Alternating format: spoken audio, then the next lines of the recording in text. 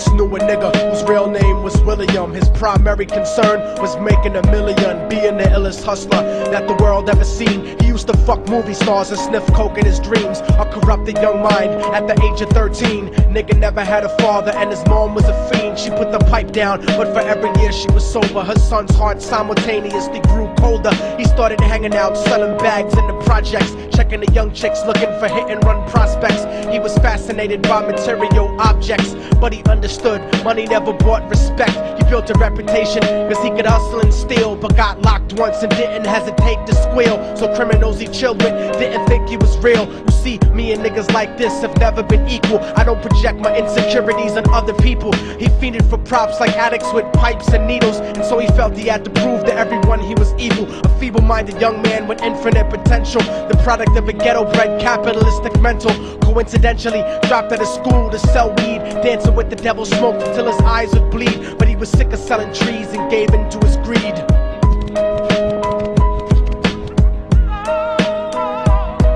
Everyone tryna be trife, never face the consequences. You probably only did a month for minor offenses. Ask a nigga doing life if he had another chance. But then again, there's always the wicked that knew in advance. Dance forever with the devil on a cold cell block. But that's what happens when you rape, murder, and sell rock. Devils used to be gods, angels that fell from the top. There's no diversity because we're burning in the melting pot.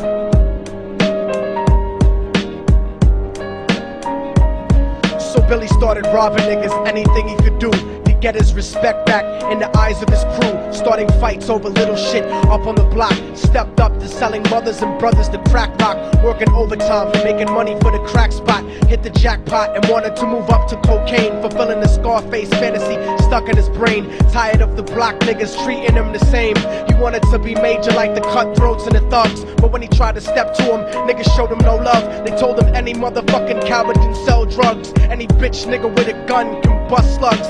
Any nigga with a red shirt can front like a blood. Even Puffy smoked the motherfucker up in the club. But only a real thug can stab someone till they die. Standing in front of them, staring straight into their eyes, Billy realized that these men were well guarded, and they wanted to test him before business started. Suggested raping a bitch to prove he was cold-hearted. So now he had a choice between going back to his life or making money with made men. Up in the sight, his dreams about cars and ice made him agree a hardcore nigga is all he ever wanted to be. And so he met them Friday night at 2:45.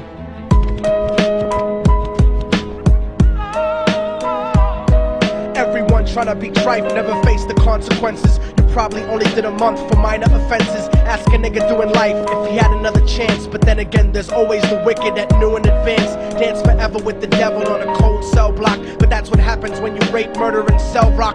Devils used to be gods, angels that fell from the top. There's no diversity because we're burning in the melting pot.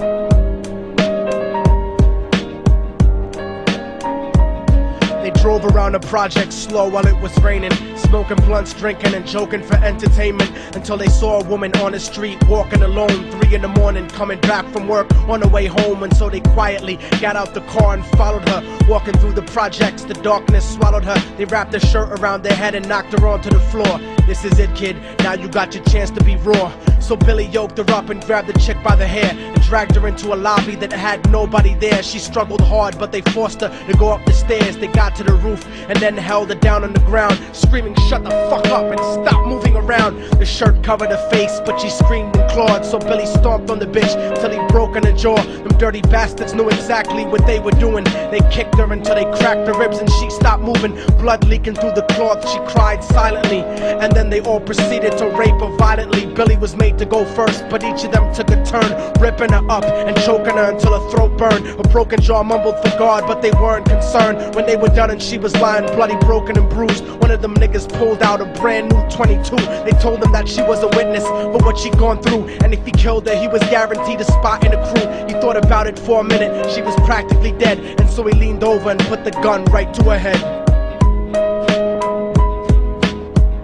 I'm falling and I can't turn back.